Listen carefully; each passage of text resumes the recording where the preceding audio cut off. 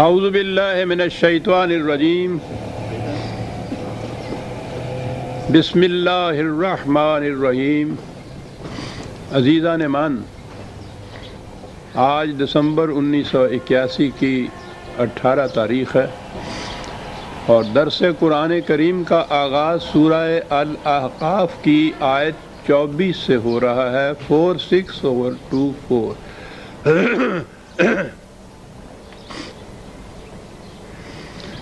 قرآن کریم نے وہ حق و باطل کی کشمکش جو شروع سے چلی آ رہی ہے، نبی اکرم صلی اللہ علیہ وسلم کے زمانے میں اس کی جو کیفیت تھی بیان کرتے ہوئے حسب معمول پھر سابقہ کی شہادات کو وہ پیش کرتا ہے، اور اس سلسلے میں اس نے قوم عاد کی مثال پیش کی تھی، اور دوسرے مقامات میں وہ بتاتا ہے کہ ان قوموں کے جرائم کیا تھے جن کی پاداش میں یا جن کے عواقب میں، پاداش نہیں کہنا چاہیے، جن کے عواقب میں یہ تباہیاں آئیں، یعنی ان کے کانسیکوینسز تھے یہ جو تباہیاں گنی جاتی ہیں۔ اس سزا کا یا عذاب کا تصور ہمارے ذہنوں میں کچھ اور آتا ہے، وہ یوں آتا ہے کہ جیسے خارج سے کوئی اتھارٹی کسی کو ہنٹر مار رہی ہو، اور قرآن کی روح سے جزا اور سزا یہ ہے کہ انسان کے اعمال کے جو فطری نتائج ہیں یہ ان کا نام ہوتا ہے۔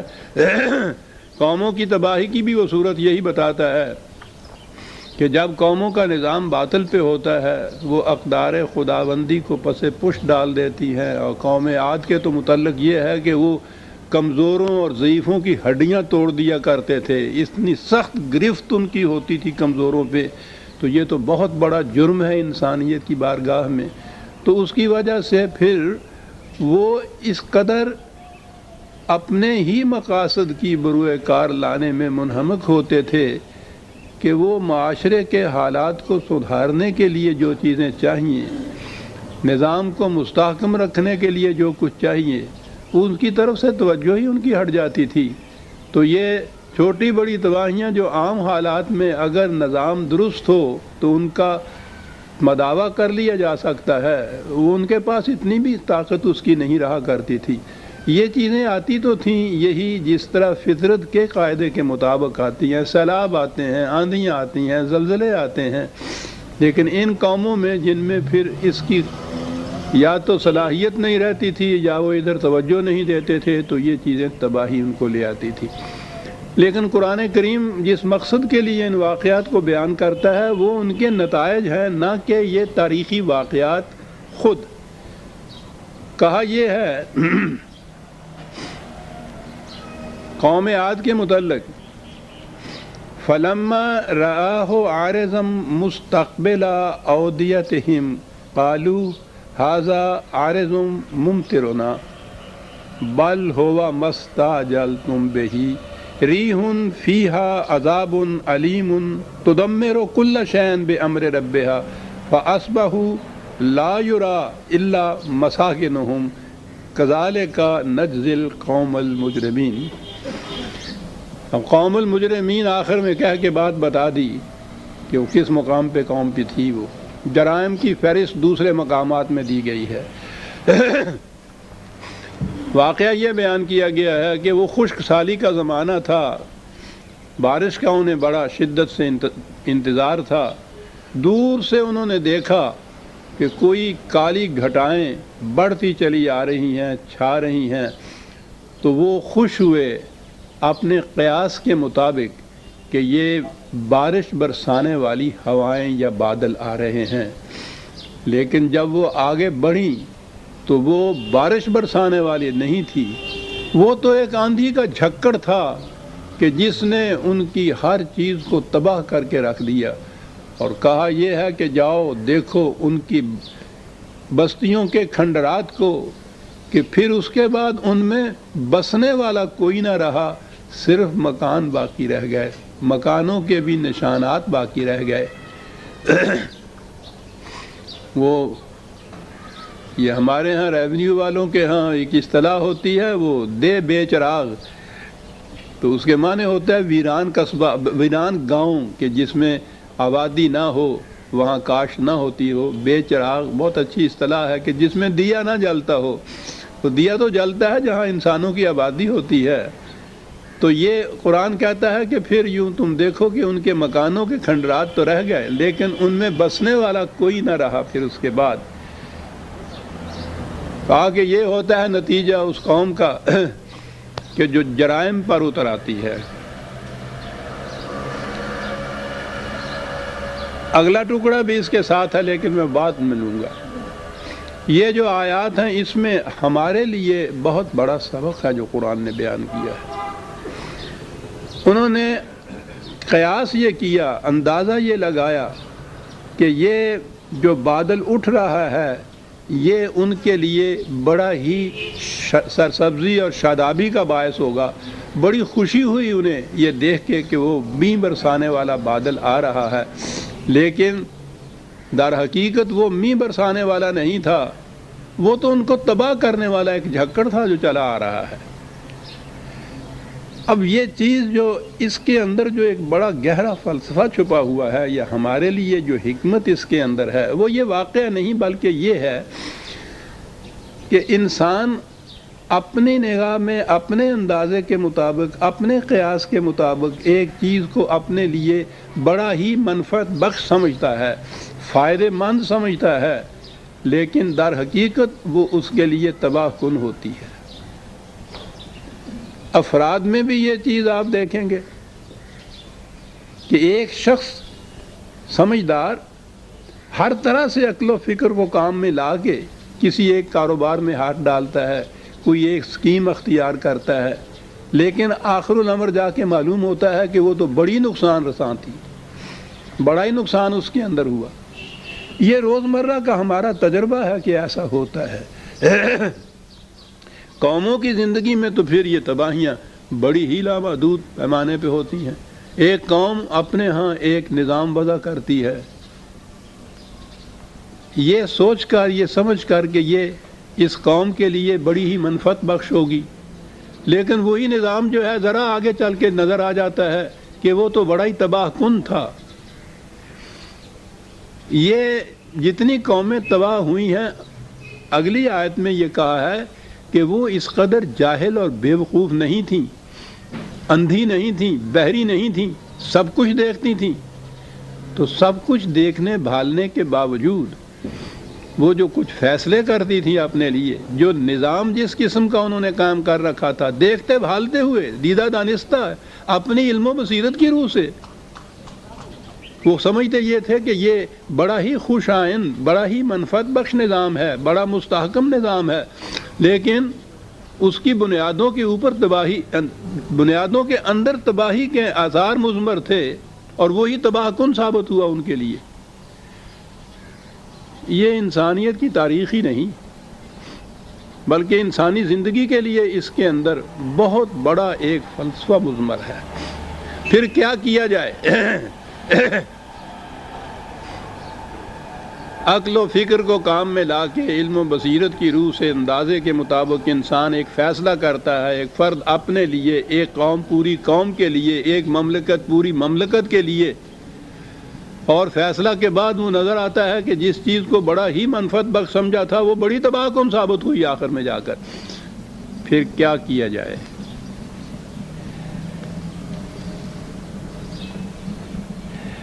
میں سمجھتا ہوں کہ اگلی آیت بھی سامنے لے آئی تو پھر اس کے مفہوم کو سمجھنے میں زیادہ آسانی رہے گی۔ وَلَقَدْ مَكَّنَّاهُمْ فِي مَاءٍ مَّكَّنَّاكُمْ فِيهِ، ان کو اتنا تمکن حاصل تھا، اتنی بڑی مملکت تھی ان کی، اسٹیبلشڈ مملکت تھی ان کی، بڑی بنیادیں ان کی مضبوط تھیں۔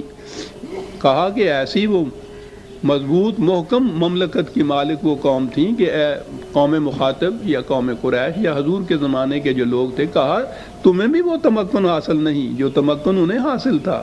تو پہلی چیز تو یہ ہوئی کہ کوئی کمزور سی قوم یا مملکت نہیں تھی، بڑی مستحکم، بڑی ہی مضبوط مملکت تھی ان کی، تمکن حاصل تھا ان کو۔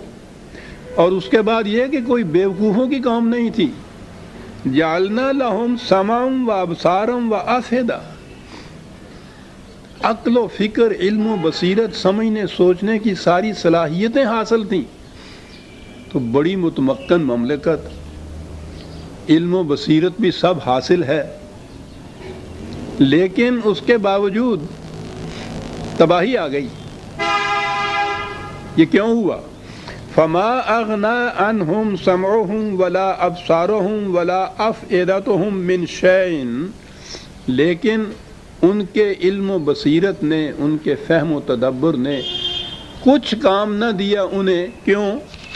اذ کانوا یجحدون بآیات اللہ وحاق بہم ما کانوا بہ یستہزئون، جب انہوں نے اقدار خداوندی کی طرف سے چشم پوشی کی، انکار کیا، ضد کی کہ ہم اس کے مطابق نہیں نظام قائم کریں گے، اس کی خلاف ورزی کی، یہ جب انہوں نے کیا تو نہ تو علم و بصیرت کسی کام آیا، نہ مملکت کا اقتدار اور تمکن جو تھا وہ ان کے کسی کام آیا۔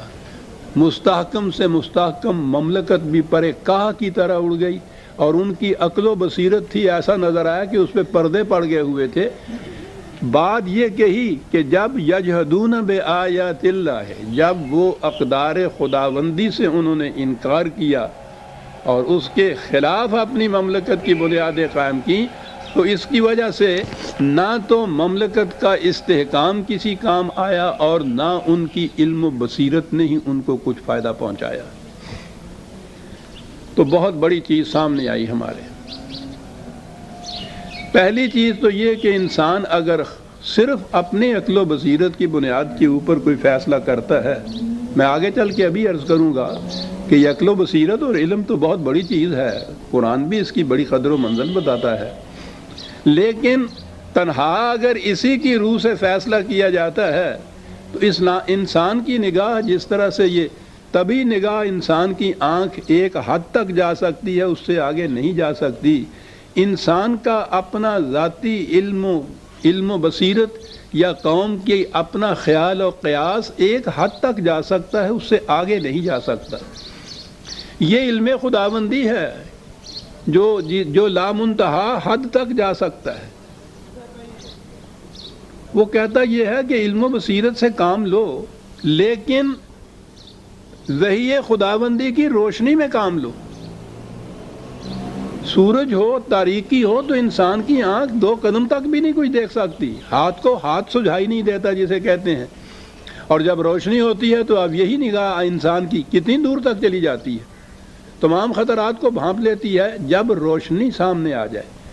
وہ کہتا ہے کہ اسی طرح جیسے فزیکل لاز یہ ہیں، طبعی قوانین یہ ہیں کہ روشنی میں انسان کی آنکھ کام کرتی ہے، اسی طرح سے یہ جو ویلیوز کی دنیا ہے، اقدار کی دنیا ہے، اس میں بھی یہ صورت ہے کہ تنہا علم و بصیرت انسان کو دور تک نگاہ نہیں جانے دیتی اس کی۔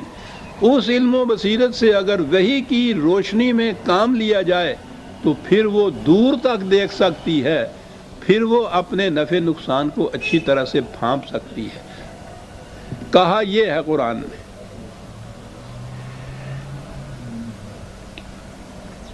میں سمجھتا ہوں قرآن کریم نے، پہلے اسی کی آیت کو لیں پھر ہم اس کی تشریح میں دیکھیں گے، اقبال نے بڑی عمدگی سے تشریح کی ہے۔ 2/216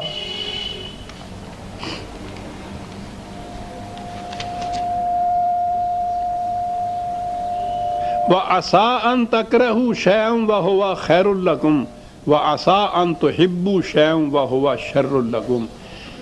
صرف تنہا اپنی عقل سے فیصلہ کرو گے تو ہو سکتا ہے کہ ایک چیز تمہیں بظاہر بڑی ہی قابل نفرت نظر آئے، ایسی نظر آئے جس سے تمہاری طبیعت ابا کرے، لیکن در حقیقت وہ تمہارے لیے بڑی منفعت بخش ہو۔ اور ایک شے جس کے تم اوپر فریفتہ ہوتے چلے جاتے ہو، مرتے جاتے ہو، جس کے لیے ہو سکتا ہے کہ وہی تمہاری موت کا باعث ہو۔ تمہاری آنکھ دور تک نہیں دیکھ سکتی۔ کہا کہ وحی کی روشنی میں دیکھو ان چیزوں کو، پھر ہر شے کی حقیقت تمہارے سامنے آ جائے گی۔ ایک ظواہر ہوتا ہے، بظاہر ایک چیز آپ کو نظر آتی ہے، بڑی خوشنما نظر آتی ہے، اور در حقیقت آپ کے لیے تباہی کا موجب ہوتی ہے۔ وہ مصری نہیں ہوتی، سنکھیا پیسا ہوا ہوتا ہے۔ تو کہا کہ یہ اس لیے تنہا اس چیز کے اوپر انحصار نہ کرو کہ تمہاری علم و بصیرت نے کیا فیصلہ کیا ہے۔ یہاں اب آئیے، اہم سوال آ گیا۔ ایک نظام ہے جو اس وقت ساری دنیا میں چلا جا رہا ہے، وہ نظام ہے جس کو سیکولرزم کہتے ہیں۔ لفظ بڑا عام ہے، جیسا کہ میں اکثر کہا کرتا ہوں، ان اصطلاحات کے معنی کو جب تک سمجھ نہ لیا جائے یا متعین نہ کر لیا جائے، ڈیفائن نہ کر لیا جائے، بات سمجھ میں نہیں آتی۔ بڑے باتیں چل رہی ہیں، جھگڑے چل رہے ہیں، سیکولرزم صاحب، اسلام بھی سیکولر ہے جی، اور سیکولرزم میں کیا خرابی ہے جی، سیکولرزم ہوتا کیا ہے یہ کوئی نہیں بتاتا۔ قرآن یہ بتاتا ہے کہ صرف انسان کی اپنی عقل و بصیرت اور علم کو فیصلہ کن چیز سمجھ لینا، اسی کے مطابق فیصلے کرنا، اور کوئی ایسی حد نہ باندھنا کہ جس کے اندر رہتے ہوئے وہ فیصلے کیے جائیں۔ یعنی الٹیمیٹ اتھارٹی، آخری اتھارٹی انسانوں کے اپنے فیصلے کو لینا۔ اور قرآن یہ ہے کہ خدا کی طرف سے جو حدود متعین کی گئی ہیں، ان حدود کے اندر رہتے ہوئے علم و عقل و بصیرت سے کام لو۔ یہ ہو گیا اسلام، یعنی حدود خداوندی کے اندر رہتے ہوئے عقل اور علم و بصیرت سے کام لینا اسلام، اور حدود سے ناآشنا ہو کے صرف علم و عقل انسانی کے مطابق کام لے کے فیصلے کرنا سیکولرزم۔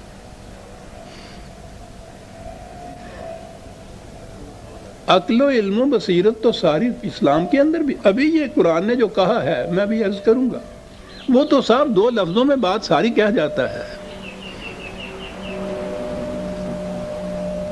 علم و عقل و بصیرت وہ اس کے خلاف ڈنڈا لے کے نہیں چل رہا، وہ اس کو بڑی اہمیت دیتا، لیکن شرط ایک لگاتا ہے کہ ان حدود کے اندر رہتے ہوئے ان سے کام لیا جائے جو خدا کی متعین کردہ ہیں اور غیر متبدل ہیں، ان کو تم بدل نہیں سکتے۔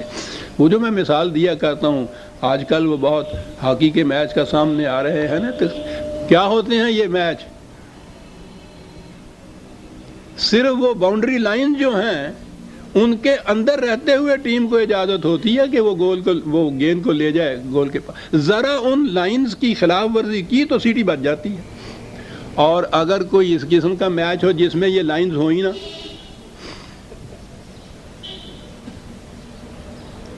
تو سیکولرزم وہ میچ ہے جس میں یہ حدود کی باؤنڈری لائنز نہیں ہوتی اور دو ٹیمیں ہوتی ہیں اس کے اندر ہاکی سٹک لیے ہوئے۔ تو پھر ہوتا کیا ہے جو کچھ دنیا میں ہو رہا، یہ تو وہ چار لائنیں ہیں جو حقیقت میں ان کو ڈسپلن کے اندر رکھتی ہیں، اور پھر وہ ریفری تو سیٹی بجاتا ہے۔ یہ ہے اسلامی نظام، حدود خداوندی جو غیر متبدل ہیں، ایک مرکزی اتھارٹی جو ریفری کا کام دیتی ہے، اس کے اندر ٹیمیں، اور سیکولرزم ہے یہ باؤنڈری لائن اٹھائی ہوئی اور ٹیمیں اندر اس کے ہاکی سٹیک کی نہیں، پھر وہ ایٹم بم بھی ساتھ لیے ہوئے چلی آ رہی ہوتی ہیں۔ تو ظاہر ہے کتنی عظیم حقیقت ہے جو قرآن کہہ جاتا ہے کہ وہ تباہ اس لیے ہوئی، عقل اور بصیرت اور علم و تدبر وہ سب کچھ رکھتی تھی، لیکن وہ باؤنڈری لائنز ان کے پاس نہیں تھی، حدود فراموش تھی، حدود میں بلیو نہیں کرتی تھی، اور کہا کہ اس لیے وہ تباہ ہوئی، قوم بچے گی وہ علم و بصیرت سے وہ کام لے، لیکن حدود خداوندی کے اندر رہتے ہوئے ان سے کام لے۔ یہ ہے جو اسلام ہوگا، اور یہ ہے کہہ رہا کہ وہ تمام نوع انسانی عالمگیر انسانیت کے لیے منفعت بخش ہوگا، کیونکہ اس کی حدود جو ہیں وہ عالم انسانیت کی منفعت کو سامنے رکھ کے باندھی گئی ہیں، حدود خدا کی۔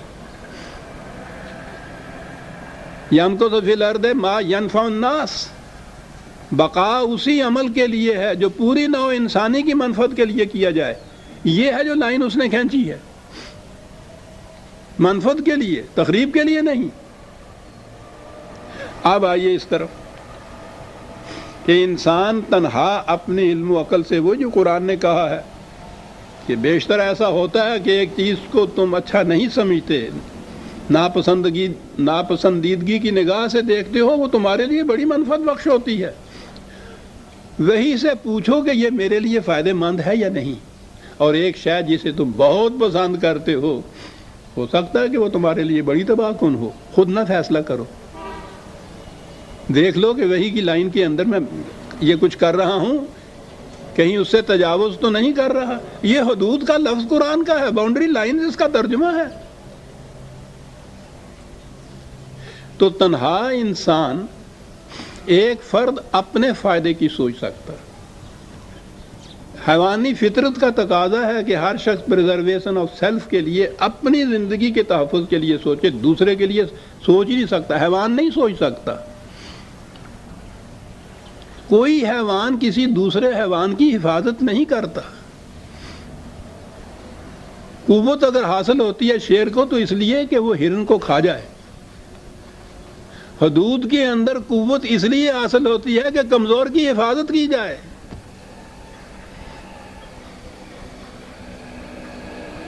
یہ ہے حدود سے مطلب۔ اس لیے کہا یہ کہ انسان یا قوم یا فرد اگر ان حدود کی طرف سے آنکھیں بند کر کے از خود فیصلے کرے گا تو وہ فرد کے لیے بھی تباہی کا موجب ہو سکتی ہے، قوم کے لیے بھی، نوع انسانی کے لیے بھی، کیونکہ یہ سارے فیصلے فرد اپنے تحفظ کے لیے چاہتا ہے، قوم اپنی منفعت کے لیے چاہتی ہے۔ تو جہاں اپنی اپنی منفعت اور تحفظ کے لیے سب کچھ سوچا جائے اور حدود کوئی ہو نہیں، تو اس کا نتیجہ تو ظاہر ہے نا۔ اتنی عظیم چیز کہی قرآن نے کہ علم و عقل، علم و بصیرت نہایت ضروری چیز ہے، لیکن حدود خداوندی کے اندر رہتے ہوئے یہ میچ کھیلو۔ یہ اگر نہ کرو گے تو اس کا نتیجہ تباہی ہوگا، ٹکراؤ ہوگا ایک دوسرے کے ساتھ۔ ہر فرد، ہر قوم اپنی اپنی منفعت، اپنی اپنی بقا، اپنی اپنی زندگی، اپنی اپنی قوت کے لیے نبرد آزما ہوگی اس میدان میں، اور جب یہ ہوگا تو ٹکراؤ ہوگا، اور جب ٹکراؤ ہوگا تو اس کا نتیجہ تباہی ہوگا۔ اقبال نے اس چیز کو بڑی عمدگی سے بیان کیا ہے۔ وہ تو جب آتا ہے تشریح کے اوپر تو یہ ہے مصنوعی ان کی پس سے باعث کرد اے اقوام شرق۔ بات مصرع یہاں سے شروع کرتا ہے، آدمی اندر جہان خیر و شر، کم شناست نفع خود را از ضرر۔ اس دنیا میں جہاں نقصان اور فائدے کی ساری چیزیں بکھری ہوئی ہیں، تنہا اپنی عقل کی روح سے وہ فیصلہ کرتا ہے تو نہیں پہچان سکتا کہ اس کے لیے فی الحقیقت نفع کا، منفعت کا باعث کیا چیز ہے اور اس کے لیے تباہی کا باعث کیا چیز ہے۔ آج خود نہیں یہ کر سکتا۔ یہاں یہ تو دیا اس نے اصول، میں آگے عرض کروں گا کہ پھر وہ کیا کہتا ہے، لیکن کہتا یہ ہے وہ لفظ حلال اور حرام کو وہ لایا ہے۔ اور میں پہلے ہی عرض کر دوں جو بات اس نے کہی ہے کہ نیست این کار فقیہاں اے پسر، فقہ کی روح سے نہ پوچھو تم حلال اور حرام کیا ہوتا ہے۔ ان کے ہاں تو یہی ہوتا ہے کہ کوا حلال ہے یا کوا حرام ہے، مرغی حلال ہے یا مرغی حرام ہے۔ وہاں تو حلال و حرام یہ ہوتا ہے۔ اس نے کہا کہ حلال اور حرام تو یہ ہے، رزق حلال اور رزق حرام۔ ابھی دیکھیے کیا کہتا ہے وہ، تانا دانی نقطہ عقل حلال بر جماعت زیستن گردل وبال۔ اگر یہ جو چیز کے وحی خداوندی نے جائز قرار دی ہے وہ عقل حلال سمجھ لیجئے، جن حدود کے اندر رہتے ہوئے تم کو بھاگنے دوڑنے، گیند کے پیچھے جانے کی اجازت دی گئی ہے، وہ عقل حلال ہے۔ کہتا ہے جب یہ تمیز اٹھ جائے تو پھر تو انسان کا معاشرے کے اندر رہنا وبال جان ہو جاتا ہے۔ معاشرے میں اگر یہ تمیز اٹھ جائے ان حدود کی، اور سٹرکس کی جگہ ایٹم بم پاس ہوں ان کے، وہ کہتا ہے سوچو تو صحیح کہ پھر اس معاشرے میں تمہارا حشر کیا ہوگا۔ کیا بات ہے، عقل حلال کی اگر تمیز اٹھ جائے عزیزان مان، دور جا کے کہیں دیکھنے کی ضرورت ہی نہیں. سورت ببھی حالم مپرس، ہم تو اس معاشرے میں رہ رہے ہیں. ساری دنیا آج اس معاشرے میں رہ رہی ہے جہاں عقل حلال کی باؤنڈری لائن نہیں لگی ہوئی ہے. تانہ دانی نقطہ عقل حلال بر جماعت زیستن گردد وبال، تباہ ہو جاتی ہے وہ. آہ یورپ زی مقام آگاہ نیست. اس وقت ساری دنیا پر تہذیب مغرب چھائی ہوئی ہے. وہ مخاطب تو مغرب کو کرتا ہے کہ وہ سرچشمہ ہے ان تمام چیزوں کا، لیکن در حقیقت وہ اس نظام کو لیتا ہے، اس نظریے کو لیتا ہے جس کی روح سے باؤنڈری لائنز مٹا کے میچ کھیلے جا رہے ہیں. اسی تمثیل میں بڑھتا جاؤں گا میں آگے. آہ یورپ زی مقام آگاہ نیست، چشم او ینظر بنور اللہ نیست. یہ ایک حدیث شریف ہے، اتقوا فراست المومن انہ ینظر بنور اللہ. مومن کی فراست سے محتاط رہو، اس لیے کہ وہ خدا کی روشنی میں چیزوں کو دیکھتا ہے. دیکھا صحیح حدیث کس طرح سے ایک تابندہ گوہر کی طرح چمک کے سامنے آ جاتی ہے. خدا کی دی ہوئی روشنی کی نگاہ، اس کی نگاہ دیکھتی ہے. اس سے محتاط رہو. تمہاری نگاہ کی حد یہاں تک ہوتی ہے، اس کی حد بہت دور تک آگے جاتی ہے، کیونکہ وہ نور اللہ کی روشنی میں دیکھ رہا ہوتا ہے. یورپ کو یہ مقام کہتا ہے حاصل نہیں ہے. او نہ داند از حلال و از حرام، حکمتش خام است و کارش نا تمام. وہ تمیز ہی نہیں جان رہا حلال اور حرام کی، اس لیے اس کی اسکیمیں بھی تباہ کن ہوتی ہیں، اس کا اپنا انجام بھی تباہ کن ہوتا ہے. اب دیکھیے حلال اور حرام کس کو یہ کہتا ہے. میں نے عرض کیا ہے نا کہ یہ ٹھیک ہے، یہ مسائل ہیں کہ یہ حلال ہے یہ حرام ہے، لیکن قرآن کی روح سے جس کو یہ کہہ رہا ہے حلال اور حرام کے معنی کیا ہیں؟ امت بر امت دیگر چرد. اور اگلی بات یہ ہے کہ دانا ایمی کارد آن حاصل برد. یہ نظام کہ محنت کوئی کرے اور محنت کا حاصل کوئی دوسرا لے جائے، کہتا ہے یہ ہے حرام اور حلال. حلال تو یہ تھا کہ جو محنت کرے وہ اس حاصل کو لے جائے. حرام یہ ہے کہ محنت کوئی کرے اور لے جائے دوسرا، جو وہ لے گیا ہے وہ حرام ہے. کہتا آج فرد کی بات نہیں، امتوں کی، قوموں کی بات بھی یہ ہے کہ ہر قوم دوسری قوم کی کھیتی کے اوپر چلتی ہے. سیاست اور اقتصادات حاضلہ اس کے اوپر جن کی نگاہیں ہیں وہ جانتے ہیں کس طریقے سے یہ بڑی استبداد والی قومیں، سپر پاور جن کو کہتے ہیں، یہ دنیا کی دوسری جو کمزور قومیں ہیں ان کے خون کا آخری قطرہ تک کیسے نچوڑ کے لے جاتی ہیں. امت بر امت دیگر چرد. یہ سپر پاورز کی قومیں غریبوں کی کھیتیوں کے اوپر چڑھ کے موٹی ہوتی. دانا ایم ای گارد آن حاصل مراد. کاش یہ کرتا ہے اور جو فصل ہے اس کو وہ لے جاتا ہے، کہتا ہے یہ ہے حرام اور حلال. آپ نے دیکھا کہاں تک چلی گئی بات. وہ جو اس نے کہا ہے کہ نیستی کار فقیہاں اے پسر، میں ابھی عرض کرتا ہوں کہ ہمارے ہاں کی فقہ بھی کہاں جاتی. دو شعر اور اس کے سن لیجیے. از ضعیفہ ناربودن حکمت است. کاریگری کا ہے کہ کیا ہے، علم و بصیرت کس کام آتا ہے؟ کمزوروں کے منہ سے روٹی چھین لینا، کہ کس تدبیر سے ان کی روٹی چھینی جائے. ساری عقل ان کی اس کام میں صرف ہوتی ہے. کام یہ بھی لیتے ہیں عقل سے، لیکن اس کے لیے لیتے ہیں کہ کمزور کے ہاتھ سے روٹی کیسے چھینی جائے. از تنے شان جان ربودن حکمت است. ان کے جسم سے جان کس طرح سے کھینچ لی جائے، سارا علم و تدبر اس کام آتا ہے ان کا. شیوائے تہذیب نو آدم دریست. یہ تہذیب نو کیا کرتی ہے؟ پھاڑ کھاتی ہے انسانوں کو، جنگل کے شیروں کی طرح، درندوں کی طرح کمزوروں کو چیر پھاڑ کھاتی ہے. پردہ آدم دریست سوداگری است. یہ ٹھیک ہے جی. آگے دیکھیے یہ نظام اقتصادیات کا، اکنامکس کا ان کا.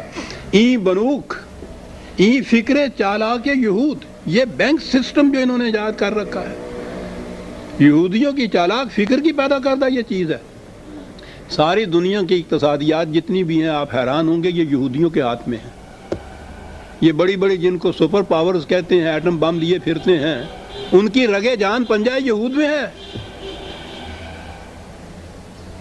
یہ دنیا کی بڑی بڑی مملکتیں ان کے بل بوتے پہ چلتی ہیں۔ سارے بڑے بڑے بینک جتنے بھی ہیں، سارے بڑے بڑے اقتصادی نظام جتنے بھی ہیں، انسٹیٹیوشنز، آرگنائزیشنز یہودیوں کے قبضے میں ہیں۔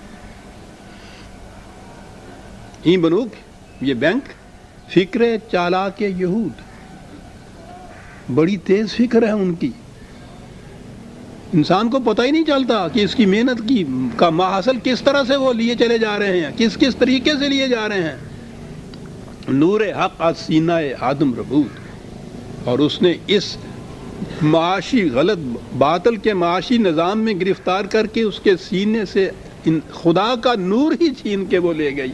تا تہو بالا نہ گردد ای نظام، دانش و تہذیب و دین سودائے خام دین۔ جب تک یہ نظام تباہ نہیں ہوتا، کون سا نظام؟ یہ محنت کر کے کاشت کرے وہ فصل لے جائے، اس قسم کا اقتصادی نظام کہ جس میں یہ میں آپ کو سمجھاؤں کہ یہ بات کیا ہے جسے بینک یا ہم ربا جسے قرآن کہتا ہے۔ قرآن کریم کی روح سے یہ محنت جو ہے اس کا جو حاصل اس سے ہوتا ہے وہ ہے جسے نفع کہا جاتا ہے۔ معاوضہ محنت کا ہے، صرف روپیہ انویسٹ کر کے اس کے اوپر کچھ لے لینا یہ ربا ہے، یہ حرام ہے قرآن کی روح سے۔ اور اتنا بڑا یہ جرم عظیم ہے، قرآن نے کسی اور جرم کے متعلق یہ نہیں کہا کہ اگر تم اس نظام سے اس جرم سے باز نہ ہو تو خدا اور رسول کی طرف سے اعلان جنگ ہے تمہارے خلاف۔ کسی اور جرم کے متعلق یہ نہیں آیا، اس کے متعلق یہ آیا ہے۔ اور یہی ایک چیز ہے، یعنی محنت ایک شخص کرتا ہے اس سے تو اس کو کچھ معاوضے کا حق حاصل ہے۔ ایک شخص کسی طرح سے روپیہ اکٹھا کر لیتا ہے اور بیٹھا ہوا ہے اور اس کا روپیہ اس کو لیے چلا آ رہا ہے منفعت، تو یہ کہاں سے لیے چلی آ رہی ہے؟ یہ روپیہ ڈھیر جو لگا ہوا ہے یہ کہیں کدال تو مارتا نہیں، محنت تو کرتا نہیں، یہ ڈھیر روپے کا یہ کیسے شام کو یہ 100 روپیہ اس کے اوپر بڑھ جاتا ہے؟ بچے تو دیتا نہیں۔ یہ 1000 روپیہ کیا کرتا ہے جس سے یہ شام کو 100 اس کے اوپر آ جاتا ہے؟ یہ کہاں سے آتا ہے؟ وہ جو محنت کر رہا ہے یہ اس کی محنت کا محاصل ہے نا جو اس میں آج مل جاتا ہے۔ یہ صرف روپیہ انویسٹ کرتا ہے اور بیٹھا ہوا ہے، وہ محنت کر رہا ہے، اس بیچارے کی محنت میں سے شاید روپے میں سے اس کو 4 آنے بھی نہیں ملتے، 12 آنے یہ ڈھیر لے جاتا ہے، وہ جو آرام سے بیٹھا ہوا ہے گھر میں۔ اسے ربا کہتے ہیں۔ محض سرمایہ کے اوپر منافع قرآن کی روح سے ربا ہے۔ اب اس کے لیے جو بحثیں ہیں نا کہ یہ سود، وہ سادہ سود حرام ہے اور وہ سود مرکب حرام ہے اور یہ بینک کا سود اور ہے اور یہ منافع اس کو کہتے ہیں یہ اور ہے، یہ ساری باتیں باطل ہیں۔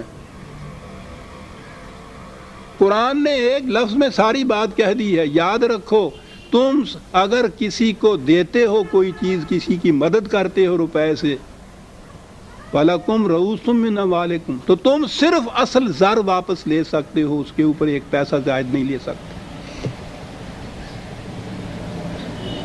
اصل زر کے اوپر ایک پائی بھی جو لینا ہے وہ ربا ہے، وہ حرام ہے قرآن کی روح سے۔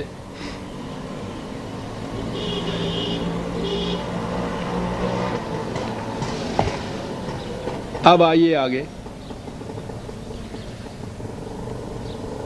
آدمی اندر جہان خیر و شر، کم شناست نفع خود را از ضرر، میں نے پہلے پڑھا تھا۔ کس نہ داند زشت و خوب کار چیز، دادائے ہموار و نا ہموار چیز۔ اگر وحی کی روشنی کے بغیر فیصلے کرتے ہو تو تمہیں پتہ نہیں چل سکتا کہ یہ راستہ جو ہے ہموار ہے یا نا ہموار ہے۔ وہ تو سورج چڑھے گا تو تمہیں پتہ چلے گا کہ راستہ کیسا ہے۔ اندھیرے میں تو ٹھوکریں کھاتا پھرتا انسان. گر جہاں داند حرامش را حرام، جس چیز کو وہی نے حرام کیا ہے، اگر انسانیت بلکہ دنیا اس کے حرام کو حرام سمجھ لے تا قیامت پختہ ماند ای نظام، تو یہ نظام قیامت تک مستحکم رہے گا اگر اس کے حرام کیے ہوئے کو حرام سمجھ لے تو. ابھی عرض کروں گا وہ میں جو جس چیز کے لیے لایا تھا میں یہاں، وہ اگلا مصرع ہے کہ نیست این کار فقیہاں اے پسر، یہ فقیہوں کا کام نہیں ہے بیٹا. فقہ کی روح سے یہ باتیں نہیں سمجھ میں آ سکتی. با نگاہ دیگر اورا نگر، اس کو قرآن کی نگاہ سے سمجھو، بات سمجھ میں آئے گی. آپ کو معلوم ہے آپ کی فقہ کا کیا فیصلہ ہے؟ مزارعت حلال ہے. مزارعت کیا ہوتی ہے؟ آپ کی زمین، پہلی چیز تو یہی چیز کہ وہ آپ کی زمین کیسے؟ وہ قرآن تو ارض اللہ کہتا ہے ساری زمین کو، خدا کی زمین. وہ کہتا ہے اس میں اگر ملکیت کا حق کسی کو دیتے ہو اندادم من دولنا، خدا کے شریک بناتے ہو تم اس کو. تو پہلی بات ہی یہ، یہیں سے بات شروع ہوئی. جو ہی آپ نے اس کی زمین اور اس کی زمین کہہ دیا، یہ تو خدا کے ساتھ شرکت ہے. اس نے یہ ساری زمین نو انسانی کے سرچشمہ رزق قرار دیا ہے اس کو. اس سے انسانیت کی پرورش کا سامان پیدا ہوتا ہے. یہ کسی کی ملکیت کی بات نہیں ہے اس میں. پہلی چیز تو قرآن کی روح سے یہ ہوئی. فقہ آپ کی صاحب لا منتہا درجے تک کے لیے جتنے بھی جس کی زمین کے ہیں، جس کی جی چاہے اس کو ملکیت میں اپنے لے لے، سب جائز اور حلال. کوئی حد اور نہایت ہی نہیں ہے کہ کتنی. تو زمینت تو ہو گئی، پھر ملکیت آگے. اب وہ ساری زمین جن کو کہتے ہیں خود توا نہیں سکتا، کی کرے؟ وہ دے دیتا ہے دوسروں کو کاشت کرنے کے لیے. سارا سال یہ غریب کسان محنت کرتا ہے، کاشت کرتا ہے اس زمین میں. اس زمین کی آدھی فصل جو ہے وہ لے جاتا ہے جس کو کہتے ہیں جس کی زمین تھی، اور اس کی محنت کا صرف اس کو آدھا محاصل ملتا ہے. اور اگر ٹھیکے پہ دی ہوئی ہے تو وہ تو اس سے بھی زیادہ ظلم ہے. ٹھیکے کا روپیہ اس نے بہرحال اس کو دینا ہے، خواہ اس کی فصل سے اتنے پیسے اس کو ملے ہیں یا نہیں ملے. میں تو شروع میں گاؤں کا ہی رہنے والا ہوں. کاشتکار کے بچے بھوکے مر جاتے تھے سال کے بعد اگر فصل نہیں ہوتی تھی. ٹھیکہ دینا ہوتا تھا اس نے ذمہ دار کو، وہ پورا کر قرضہ اٹھا کے پورا کرتا تھا. کیوں؟ دانا ہی می کارداں حاصل برد، یہ ہے نا وہی چیز. کاشت یہ کرتا ہے، فصل وہ لے جاتا ہے. آپ کی فقہ اس کو مزارعت کہتی ہے اور یہ اس کی روح سے حلال ہے.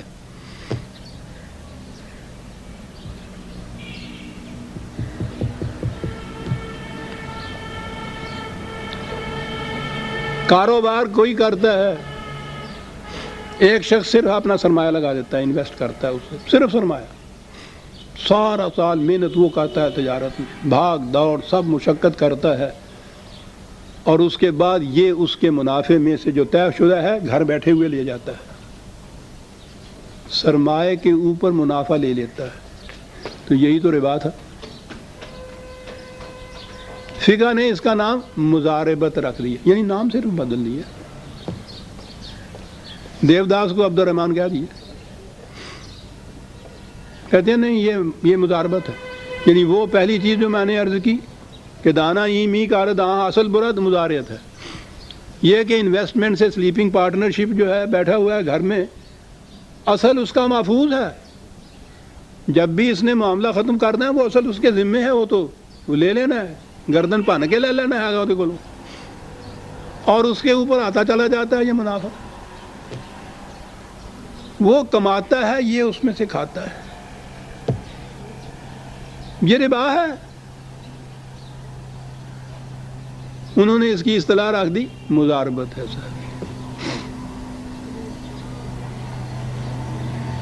وہ جو اس نے کہا تھا کہ نیستی کار فقیہاں اے پسر، بیٹا یہ فقہ کی بات نہیں ہے. با نگاہ دیگر اورا نگر، اسے کسی اور نگاہ سے دیکھ. اور نگاہ تو ینظر بنور اللہ ہی ہے نا.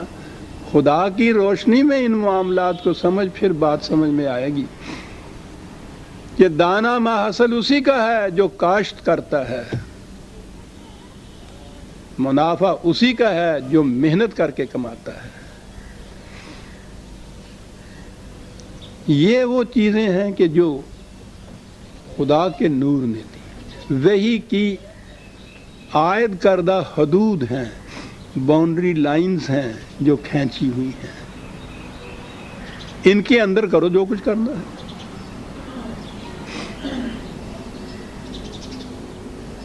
جتنی محنت جی چاہے کرو اپنی زمین کے اوپر، جو محنت تم کرو گے اس محنت کا محصول تمہارا ہوگا، کوئی دوسرا اس میں شریک نہیں ہو سکتا. محنت کرو، اس میں پیسے بھی لگاؤ، جو بھی اس میں سے منفعت ہوگی تمہاری ہوگی، دوسرا شخص اس میں نہیں لے جا سکتا. خدا کی حدود یہ تھی. اب یہ دیکھیے، یہ ہیں خدا کی حدود کے تابع نفع اور نقصان کی ڈیفینیشنز آپ کہیے، اس کی حدود مقرر کی ہوئی، یہ تو اس کی ہے. اور جب پھر انسان ایک فرد یا قومیں خود فیصلے کریں تو پھر خود فیصلے تو آپ جانتے ہیں جو کرتے ہیں. انفرادی یہ مزارعت جسے آپ کہتے ہیں، وہ تو ہمارے ہاں کی یہ ذمہ داری کا تو یہ معمول بن چکا ہوا ہے. گاؤں کے اندر یہ بڑے بڑے ذمہ دار، ان میں سے کوئی بھی خود جا کے محنت نہیں کرتا. وہ سارا کچھ وہ مزارع جو کچھ وہاں کاشت کرتا ہے، اس میں سے آدھی فصل اس کے گھر آ جاتی ہے. اور جس کو بغیر محنت کیے ہوئے اتنا کچھ ملے، پھر اس کا جو نتیجہ ہوتا ہے، پھر ان بڑے بڑے ذمہ داروں کے، ان کے جاگیرداروں کے پھر آگے جو وہ بیٹے ہوتے ہیں، اور وہ پھر جو کچھ کرتے ہیں وہ ہمارے سامنے. اور ٹھیک ہے، محنت نہ کی جائے اور مفت میں جو کچھ آیا جائے تو پھر تو فکر انسانی یہی کچھ کرتا ہے جو کچھ ہوتا ہے. یہ تو محنت ہے کہ دوسری طرف اس کا دھیان ہی نہیں جانے دیتی. خون پسینہ شام تک جب ایک ہو جاتا ہے تو پھر آ کے جو وہ لیٹتا ہے، چارپائی بھی نہیں دیکھتا. وہ کسان جو ہوتا ہے بیچارہ اس طرح سے سوتا ہے، کیونکہ اس نے صبح 4 بجے پھر اٹھنا ہے. تو قرآن کی روح سے عزیزان من یہ ہیں حدود. اب یہ جو کہا ہے نا قرآن کریم نے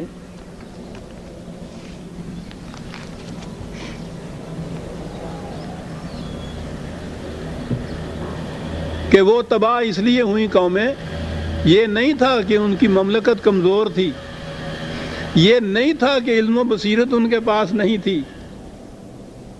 ایک ہی چیز تھی کہ یہ جو حدود کھینچی ہوئی ہیں وہی خدا بندی نے، وہ ان کو مٹا دیتے تھے. اور اس کا نتیجہ تو کہا پھر نتیجہ یہ کہ جس چیز کو منفعت بخش سمجھتا ہے انسان اپنے نگاہ میں، اپنے قیاس کی روح سے، اپنے اندازے کی روح سے، قوم جس چیز کو بڑی منفعت بخش سمجھتی ہے وہی اس کی تباہی کا موجب بن جاتی ہے. اب اگلی بات قرآن نے یہاں یہ کہی، عقل و فکر. عزیزان من غور کیجئے، جیسا میں عرض کیا کرتا ہوں، این کتابیں نہیں اس چیزیں دیگر است. عام کتابوں کے مقابلے میں اس کا انداز ہی مختلف ہے. آپ کے ہاں 2 الگ الگ مسلک چلے آ رہے ہیں.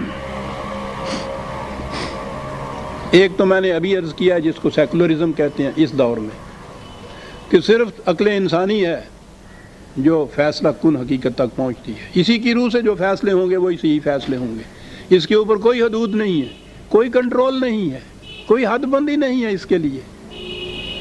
جو میں نے عرض کیا کہ اس کو سیکولرزم کہتے ہیں. ساری دنیا میں یہی نظام چلتا ہے. یہ جسے آپ جمہوریت کہتے ہیں اور اس کے اتنے گن گاتے ہیں، وہ ہوتا کیا ہے؟ انسانوں کی اکثریت 51 جو فیصلہ کر لے وہ حق کا فیصلہ ہوتا ہے، صحیح فیصلہ ہوتا ہے، قانون بنتا ہے، عدل اس کے مطابق ہوتا ہے. انسانوں کا فیصلہ، اس فیصلے کے اوپر کوئی کنٹرول نہیں ہے، کوئی حد نہیں ہے. آخری چیز یہ ہے انسانوں کی عقل و بصیرت کا فیصلہ۔ تو ایک تو یہ ہوا کہ عقل و بصیرت کو یہ مقام دے دیا جائے کہ اس کے اوپر کنٹرول ہی کوئی نہ ہوا، اور ایک طرف یہ انتہا عقل و فکر کی، دوسری طرف ہمارے ہاں تصوف یا فقہ آئی، عقل و فکر کو سے کام ہی نہ لیا جائے، اس کو حرام قرار دیا جائے، لٹھ لے کے علم کے پیچھے پھرا جائے، ایک کو الف تینو درکار علموں بس کری ہو یار، چلے ہوئے۔ اور یہ بات نہیں کہ یہ ہمارے ہاں کے کسی بھنگڑ خانے والے نے یہ چیزیں کہی ہوئی ہیں، تو بڑے بڑے آپ کے ہاں کے یہ مفکر اور عالم تصوف کی دنیا کے اندر جو پھر رہے ہیں، پہلی چیز تصوف کی دنیا میں یہ چیز علم اور عقل کے خلاف لٹ لیے پھر رہے ہیں۔ یعنی دوسری طرف یہ انتہا پہ آگے ایکسٹریمزم، ادھر ایکسٹریمزم یہ ہے کہ عقل ہی فیصلہ کن عقل کل ہے، کوئی حد نہیں اس کے اوپر، کوئی کنٹرول نہیں اس کے اوپر، یعنی اس کا وہ مقام ایک طرف تو، اور دوسری طرف یہ ہے کہ علم و عقل سے کام لینا جو ہے یہ حرام ہے۔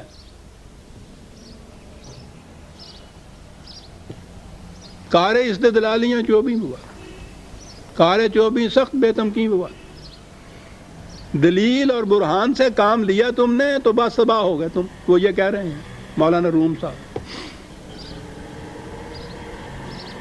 اور قرآن دلیل اور برہان کو پیش کرتا ہے اور دوسروں سے بھی کہتا ہے کہ تم اگر اس کی مخالفت کرتے ہو تو لاؤ دلیل اس کے حق میں لاؤ، میں بھی دلیل دیتا ہوں۔ یہ کہہ رہے ہیں کہ دلیل دینے والے کا تو کام ہی بیڑا غرق ہوتا ہے۔ یہ ہے دوسری طرف، یہ ہے تصور۔ دوسری طرف آپ کے ہاں کہ یہ فقہ کے قانون، اس میں عقل کو دخل نہیں آپ دے سکتے، یعنی یہ چیز جو ہے کہ اگر قتل کے جرم میں خون بہا کا فیصلہ ہو، وہ قیمت جو مقرر دے دیتے، عدالت جو فیصلہ کرتا ہے، جان کی قیمت کہتے ہیں، خون بہا کہتے ہیں اس کو، یہ دے دیا جائے، تو فقہ کا آپ کے ہاں فیصلہ یہ ہے کہ مرد اگر قتل ہو جائے تو مثلاً اس کی قیمت 10,000 دینی ہوگی، تو عورت قتل ہو جائے تو آدھی دیت ہوگی اس کی، یعنی عورت کی زندگی کی قیمت بھی آدھی مرد کے مقابلے میں۔ کوئی علم و بصیرت و دلیل اس کی تائید کرتا ہے؟ قرآن کے تو یکسر خلاف ہے۔ اگر اس سے دلیل اور علم سے آپ بحث کریں گے تو وہ کہیں گے کہ نہیں، یہ احکام شریعت ہے، اس کے اندر علم نہیں آ سکتا۔ غور کیجئے آپ، یعنی دونوں ہی چیزیں آپ کے ہاں جو ہیں، ایک طرف ایکسٹریمزم اتنی ہے جو مغرب کی سیکولرزم ہے کہ اس میں کوئی حد نہیں ہے بندی ہوئی، لا انتہا درجے تک وہ عقل کو ہی دہراتے ہیں آخری۔ دوسری طرف یہ چیز ہے کہ نہ تصوف میں آپ کے ہاں عقل ہے، نہ ان قوانین کے متعلق یہ ہے کہ آپ عقل کی روح سے ان کو فیصلہ کر لیجئے، عقل کی روح سے فیصلہ نہیں کر سکتے آپ، وہ مقرر ہیں، اور پھر ان کے متعلق یہ ہے کہ غیر متبدل ہیں، قیامت تک ہیں، یہ اسی طرح سے رہیں گے، اس میں نہ تبدیلی کر سکتے ہو، نہ غور و فکر کر سکتے ہو، نہ اپنے زمانے کے تقاضوں کو دیکھ سکتے ہو، بالکل نہیں۔ دوسری طرف یہ کیفیت ہے سر، علم اور عقل کے پیچھے یہ لاٹ لیے، یہ دونوں چیزیں آپ کے ہاں چلی آ رہی ہیں۔ ایک طرف یہ قوانین جو ہیں فقہ کے، وہ آپ کے ہاں کی شریعت ہے، اور پھر اس کے بعد تو مغز دین جسے کہتے ہیں وہ آپ کے ہاں کا تصوف ہے، کہ جس میں علم اور عقل جو ہے اس کو پاس نہیں آنے دیتے، ان کی کھینچی ہوئی حدوں کے اندر وہ قدم نہیں رکھ سکتی، نہ علم نہ عقل۔ یہ مغز دین ہے، وہ شریعت ہے آپ کے ہاں کی، اور اس میں آپ چلے آ رہے ہیں۔ اب قرآن کو دیکھیے کہ 2 لفظوں میں بات کتنی بڑی کہہ گیا، کہا وہ تباہ ہو گئے، اس لیے نہیں کہ وہ علم اور عقل و بصیرت نہیں رکھتے تھے، رکھتے تھے وہ، اہمیت اس کی ہے نا یہ، لیکن اب یہاں آ گئی قرآن، یہاں تک تو ہوئی بات سیکولرزم کی کہ علم اور عقل و بصیرت رکھتے تھے، کیا بات تھی جس کی وجہ سے تباہ ہو گئے؟ انہوں نے حدود خداوندی جو تھی ان کو مٹا دیا ہوا تھا، وہ ان کے اندر رہتے ہوئے عقل و بصیرت سے کام نہیں لیتے تھے. یہ ہوا اسلام. تو آپ نے دیکھا کہ ایک لفظ سے کہ جب انہوں نے حدود خداوندی سے انکار کیا تو علم و عقل و بصیرت کسی کام نہ آئی، تباہ اس نے کر دی. تو گویا علم و عقل و بصیرت اس کی اہمیت بھی بتا دی اور اس سے کام لینے کا طریقہ بھی بتا دیا. یہ ہوا عزیزان مان اسلام جسے آپ کہتے ہیں. دونوں طرف کی ایکسٹریمزم جو ہے، انتہائی درجے کی تو افراط و تفریط جسے آپ کہتے ہیں، نہ عقل بے باک جو ہے اس کے لیے چھٹی دی، نہ اس علم اور عقل کے خلاف جو لٹ لیے پھرتے ہیں اس کو دین کہا کہ علم اور عقل نہایت ضروری چیز ہے، صرف اس سے حدود خداوندی کے اندر رہتے ہوئے کام لیا جائے. تو آپ نے دیکھا کہ وہ قرآن